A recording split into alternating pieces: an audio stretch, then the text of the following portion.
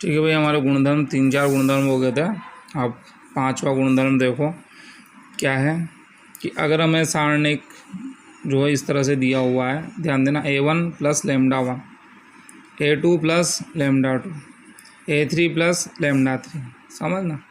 और दूसरे में B1, B2, B3, C1, C2, C3, इस तरह की स्थिति है। क्या है भाई, दूसरी तीसरी पंक्ति में तो कोई वही है जैसा कैसा, लेकिन पहली पंक्ति देखो, दो अवयवों का योग दे रखा है, A1 + λ1, A2 + λ2, A3 + λ3। इस तरह से अगर हमारे पास स्थिति है और हमें आवश्यकता पड़ रही है कि भाई हम ये A1 वाला अलग कर लें, A1 A2 A3 वाली एक अलग सारणिक बना लें और ये λ1 वाली दूसरी बना लें, तो हमारा प्रश्न हल करने में कुछ मदद मिल सकती है, तो हम ऐसा कर सकते हैं। यानी हम इसको दो सारणिक के योगफल के रूप में लिख सकते हैं भाई। इसको A1 A2 A3, ये हो गया B1 B2 B3, C1 C2 C3 एक सारणिक ये, और दूसरा जो है उसमें λ1 λ2 λ3 है ना, B1 B2 B3 C1 C2 C3। इस तरह से हम दो सारणिकों के योगफल के रूप में लिख सकते हैं। अगर हमें आवश्यकता पड़ रही है तो हम ऐसा कर सकते हैं और उससे सारणिक को कोई असर नहीं पड़ता है, मान वो का वही प्राप्त होगा। समझ रहे हो वापस से क्या कह रहा हूँ मैं, कि अगर किसी पंक्ति में दो अवयव ऐसे योगफल के रूप में दिए हुए हैं तो हमें उस सारणिक को जो है दो अलग अलग सारणिक के योगफल के रूप में लिख सकते हैं, है ना। A1 A2 A3 एक तरफ ले लिया, λ1 λ2 λ3 एक तरफ ले लिया, इस तरह से हम कर सकते हैं। एक छठा गुणधर्म और देख लो भाई, ये तो खैर वैसे ही है, अगर किसी पंक्ति के सभी अवयव 0 हैं, है ना, ये तो तुम ही बता दोगे, ABCDEF, तो उसका मान तो वैसे भी 0 होना है, कोई परेशानी वाली बात नहीं है। ठीक, और लास्ट सबसे इम्पोर्टेंट जो हमारा गुणधर्म है, जो हमें बहुत ही काम आएगा और बहुत ज़्यादा ध्यान रखने वाली बात है, इसको मैं चाहूँ तो ऐसे बोल देता हूँ, संक्रियाएँ,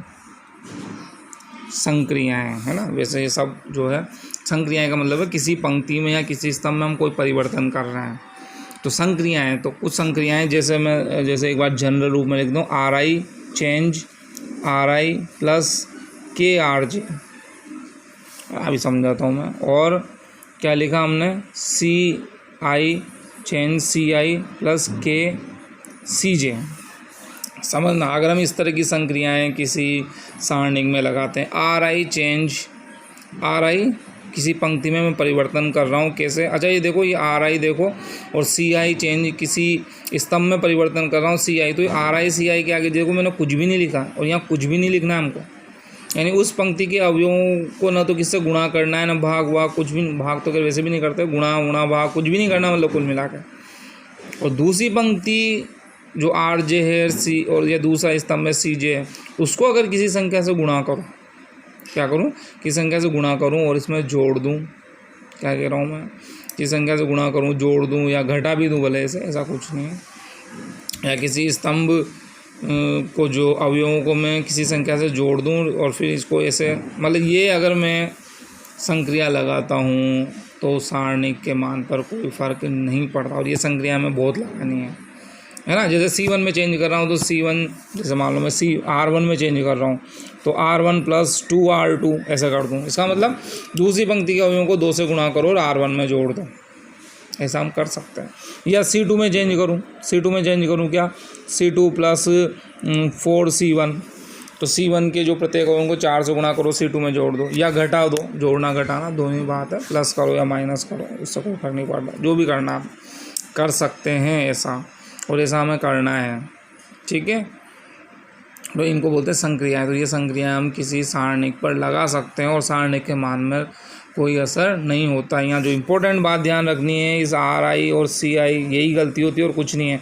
यहाँ हमें कुछ प्रश्न करना होता है, हम जल्दबाजी के हिसाब से 2R1 + 4R2 कर देते हैं, मतलब हमारे प्रश्न में मान लो आवश्यकता है, तो ऐसा नहीं करना। अगर तुम्हें इसको 2 से गुणा करना है तो पहले जैसे R1 को तुम्हें 2 से गुणा करने की जरूरत है तो 2R1 ये पहले लगा दो, फिर चेंज हो गया, जो भी हो गया, फिर R1 में फिर जो संक्रिया लगानी है वो फिर बाद में लगाओ, ठीक है भाई। किस संख्या से गुणा करना है तो पहले गुणा कर लो, कोई परेशानी की बात नहीं। लेकिन ये जब संक्रिया लगाएंगे तो यहाँ सामने कुछ भी गुणा में नहीं होना चाहिए। अब बात आती है कि भाई ये सब संक्रियाएँ हमने देख ली, गुणधर्म देख लिए, लेकिन ये काम क्या आ रहा है, मतलब इनको कैसे हमें काम में लेना है।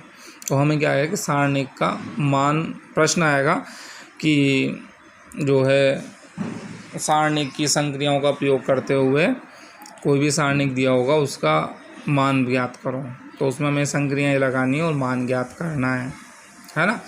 तो इसमें एक जो इम्पोर्टेंट बात ध्यान रखनी है वो ध्यान रखो, क्या करना है हमें कि किसी पंक्ति या किसी स्तंभ, क्या काम है, किसी पंक्ति या किसी स्तंभ में हम कोशिश करेंगे भाई अधिक से अधिक जीरो बने। क्या करना है हमें, अधिक से अधिक जीरो बनाने की कोशिश करनी है, कैसे भी करके, जैसे भी बन सकते हैं, जैसे जो भी हम संक्रियाएँ लगा सकते हैं उससे अधिक से अधिक जीरो बनाना है। तो जैसे हमें अधिक से अधिक जीरो बन जाते हैं उसके बाद हम प्रसार करेंगे और हल ज्ञात कर लेंगे। मतलब शुरू में हमने प्रसार कर दिया, आंसर भी आ गया तो हमें 0 नंबर मिलेंगे, है ना। हमें संक्रिया कहा है तो संक्रिया लगानी है और उसके बाद ही प्रश्न हल करना है। हमेशा इसका प्रश्न आता है। अब हम ऐसा करते हैं, कुछ प्रश्न देख लेते हैं। ठीक है भाई, देखो उदाहरण नंबर, जैसे हम 8वां उदाहरण देखते हैं। 7वां, छठा 7वां तुम लोग करके देखना। 8वां देखो क्या दिया हुआ है, 49, 1, 6, 39, 7, 4, 10, 2, 1। इसका जो है हमें मान बिना विस्तार के ज्ञात कीजिए। क्या कहा उसने, बिना विस्तार के इसका मान बताओ, विस्तार भी नहीं करना, मान ज्ञात करना है। ऐसे प्रश्नों का उत्तर वैसे भी 0 होने वाला है। तो 0 के लिए मैंने क्या बताया था तुम्हें कि कोशिश करो कि या तो किसी पंक्ति के सारे अवयव 0 हो जाए या 2 पंक्तियां एक जैसी बन जाए, तो उसका जो आंसर है वो क्या हो जाएगा, 0। बिना विस्तार के ज्ञात करो, विस्तार करना ही नहीं है, बिना विस्तार के ज्ञात करना है। तो जब विस्तार नहीं करेंगे तभी तो कुछ आंसर आता है, इसका मतलब इसका आंसर वैसे भी 0 आना है। तो देखो अब कोशिश करो कि 2 को, जैसे 49 और 1, अब 49 और 1 को मैं कुछ गुणा भाग करूँ तो इतना बैठ नहीं रहा है। देखो 1 वैसे भी बहुत छोटी संख्या है ना। अभी 10 और 1 तो फिर भी ठीक है, चलो थोड़ी आसपास। अब देखो 49 और 6 को गुणा करो, देखें 6 से 49 के आसपास आओ, क्या हो जाएगा, 8 छंग 48। अगर मैंने 8 से गुणा किया तो 8 छंग 48 प्लस 1 49 हो गया। एक तरह रीजनिंग का क्वेश्चन है भाई।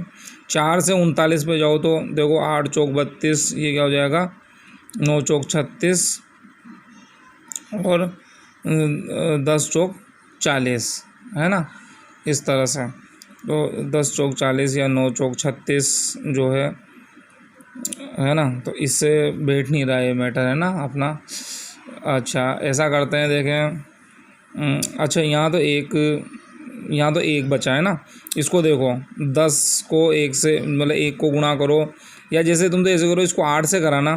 देखो ऐसे समझो, 6 × 8 किया, 8 छंग कितना हो गया, 48, और 48 प्लस 1 कितना हो रहा है, 49, है ना। अपन को लिख के देखें तभी समझ में आएगा। देखो 4 से अब कुछ अलग नहीं, 8 से गुणा करो तो सेम संख्या से करना है। तो 8 चौक कितना हो गया, 32, 32 के बाद कितना है, 39 है, तो कितना जोड़ना मुझे, 7। ठीक है भाई, इसके बाद है 1 × 8, तो 8 प्लस फिर कितना जोड़ना है मुझे, 10 लाने के लिए 2 जोड़ना है। देखो तो 1 7 2, देखो यहाँ 1 7 2 है, क्या समझ के बात को, हो जाएगा ना समान। तो मुझे क्या करना है, मुझे चेंज करना है किसमें, C1 में। ध्यान देना, मुझे किस में चेंज कर रहा हूँ, स्तंभ में करना हूँ, C1। क्या चेंज करना है C1 में, C1 - 8 C3, समझना। C1 में क्या चेंज करना है, C1 जो संख्या है उसमें से मुझे घटाना है क्या, C3 को 8 से गुणा करते हुए। C3 को 8 से, 8 छंग 48 अगर तुम करते हो, ये तो तुम रफ में करके देखना है भाई, इसको यहाँ नहीं लिखना है। तो यहाँ कितना बचा, 1, है ना। फिर देखो 8 से 8 चौक 32, 39 में 32 घटाते हो तो फिर कितना बचा, 7, और 8 एकम 8, 10 में से 8 घटाते हो कितना बचा, 2, और यहाँ भी कितना है, 1 7 2, यहाँ कितना है, 6 4 और 1। तो तुम लिख दोगे कि भाई यहाँ पे जो है C1 और C2 जो है उनके संगत अवयव समान है, इसलिए इसका मान क्या होगा, 0 प्राप्त होगा। समझ गए। ये इसके लिए कोई तरीका नहीं है, ये तो तुम्हें आइडिया लगा के इधर रफ में कर करके देखना है, जैसे ही बैठ जाए आंसर 0 आ जाएगा। खैर ऐसा प्रश्न आना ही नहीं है, ये तो केवल एक ऑब्जेक्टिव में तुम्हारे आगे कंपटीशन देते तो वहाँ आ सकता है। यहाँ तो जो है प्रश्न कैसे बनेंगे वो अब आगे देखो। और भी अब हम देखते हैं अगला प्रश्न, जैसे कि 9वां उदाहरण देखो, है ना। ऐसे प्रश्न आते हैं हमारे पास, कैसे 1 1 1, और इसके बाद है ABC, ये है B + C, ये है C + A और A + B। और प्रश्न है कि इस सारणी का मान बिना विस्तार के ज्ञात कीजिए, है। ये क्या, इसका भी मान बिना विस्तार के ज्ञात, बिना विस्तार के, तो फिर इसको भी कुल मिला के 0 ही होना है फिर तो हम संक्रिया नहीं लगाएंगे भाई। चलो अगले प्रश्न में देखेंगे, अभी इसको तो ऐसे कर लो, तो फिर तो एक जैसा बनाने की कोशिश करो। अब देखो यहाँ 1 1 1 है ना, यहाँ कौन है ध्यान देना, बी और सी, किसकी कमी है, ए की। यहाँ कौन है, सी और ए, किसकी कमी है, बी की। यहाँ क्या है, ए और बी, किसकी कमी है, सी की। समझ लो, अब जिसकी कमी है उसकी पूर्ति कर दो, पूर्ति कर दोगे तो यहाँ ए प्लस बी प्लस सी, यहाँ भी ए प्लस बी प्लस सी, यहाँ भी ए प्लस, एक जैसी, मतलब एक जैसा कुछ बनाने की कोशिश करो भाई, है ना। बहुत सारे प्रश्न करेंगे तब वो धीरे धीरे आइडिया लगेगा कि करना है क्या। ठीक है भाई, तो कर लो। अब अपन क्या करें कि C3 में चेंज कर दो, चाहो तो C3 में कर दो, चाहो तो C2 में भी कर दो, कोई दिक्कत, C2 में कर दो। चलो C2 में क्या चेंज कर दो, C2 प्लस C3। क्या कहा मैंने, C2 में हमें बदलाव करना है, चेंज करना है, क्या करना है, C2 प्लस C3। तो बताओ क्या हो जाएगा, अगर ये जो भी चेंज करना है यहाँ बीच में लिखना है, उसके बाद उसका परिणाम ही हमें यहाँ नीचे लिखना है इस तरह से। यहाँ तो मैं कुछ करा ही नहीं, 1 1 1, ठीक है। ये बिना विस्तार के मान ज्ञात करो, इस तरह से नहीं बोलता तो मैं इसे अलग तरीके से तुम्हें सॉल्व कराता, क्योंकि फिर उसका अलग ही तरह से आंसर आता। अब यहाँ तो उसने जैसा प्रश्न उसी तरह से हमें बिना विस्तार के, तो शून्य आना है मतलब। अब देख लो ए और बी प्लस सी, तो यहाँ क्या बन गया, ए प्लस बी प्लस सी। यहाँ भी क्या बन गया, ए प्लस बी प्लस सी। यहाँ भी क्या बन गया भाई, ए प्लस बी प्लस सी। और यहाँ क्या बच रहा है, बी प्लस सी, सी प्लस ए प्लस बी। समझ रहे हो। अब क्या कहेंगे हम, यहाँ लिख सकते हैं क्या, C2 में से ए प्लस बी प्लस सी कॉमन लेने पर, उभयनिष्ठ लेने पर, सार्वनिष्ठ लेने पर, जो भी कहो जो लिख सकते हो। A B C, A plus B plus C जो है वो कॉमन ले लो सब में से, तो क्या बचेगा, 1 1 1, बी प्लस सी, सी प्लस ए प्लस बी। समझ गया हमारा उद्देश्य क्या था। हमारा उद्देश्य था कि किन्हीं भी दो पंक्तियों, दो स्तंभों के जो संगत अवयव हैं उनको समान कर दो। कर दिया हमने समान, क्या आएगा उत्तर, क्या आ जाएगा, 0। समझ संगा, बिना विस्तार के हल करो तो हमें पहले समझ जाना चाहिए कि इसका आंसर क्या आने वाला है भाई। इसका आंसर 0 ही आने वाला है। ठीक है। अभी देखना आगे और प्रश्न जहाँ 1 1 1 मिलेंगे, हमें उसको अलग तरीके से हल करेंगे, वो प्रश्न ही अलग रहेगा। यहाँ तो उसने कहा ना कि बिना विस्तार के ज्ञात करो, और 0 ही आने वाला है। तो ए बी प्लस सी, ये दूसरा क्या तरीका होगा, यूँ कहेगा कि सारणिकों की संक्रियाओं का प्रयोग करते हुए सारणी का मान ज्ञात करो, तो वो एक अलग प्रश्न है। यहाँ उसने कहा बिना विस्तार के मान ज्ञात करो, तो वो तो 0 आने वाला है। मुझे यहाँ ए दिखा, यहाँ बी सी दिख रहा है, यहाँ बी दिख रहा है, यहाँ सी, ये सब अलग अलग है देखो। और मैं जोड़ दूँ तो सब ए plus B plus C, A plus B. अब तुम चाहो तो C2 में चेंज करो, C2 प्लस C3, या C3 में चेंज करो, C3 प्लस C2, किसी में भी चेंज करो। इसमें कर देते तो यहाँ ए प्लस बी प्लस सी बन जाता है, यहाँ से कॉमन ले लेते, C2 में से ए प्लस बी प्लस सी कॉमन लेने पर, कॉमन लिया तो यहाँ 1 1 1 बन रहा है। हमारा उत्तर क्या प्राप्त हो रहा है, हमें 0 प्राप्त हो गया। समझ लो बात को।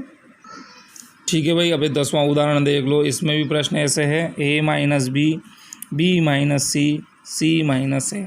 इसके बाद है m minus N, N minus P, P minus M, और x माइनस वाई, और y माइनस जेड, और z माइनस एक्स का मान बिना विस्तार के ज्ञात कीजिए। फिर उसने कहा बिना विस्तार के, इसका मान फिर से 0 आने वाला है ना। तो अब या तो हम एक जैसा बनाए, अब एक जैसा तो कैसे बनाए, यहाँ तो 1 1 1 दिख रहा था जो मैंने कहा भाई दूसरे में 1 1 1, यहाँ तो ये तो ए बी है, इधर एम एन है, एक्स वाई है, तो ये एक जैसा तो बनेगा नहीं। इसका मतलब या तो किसी पंक्ति में या किसी अवयव में 0 होने वाला है।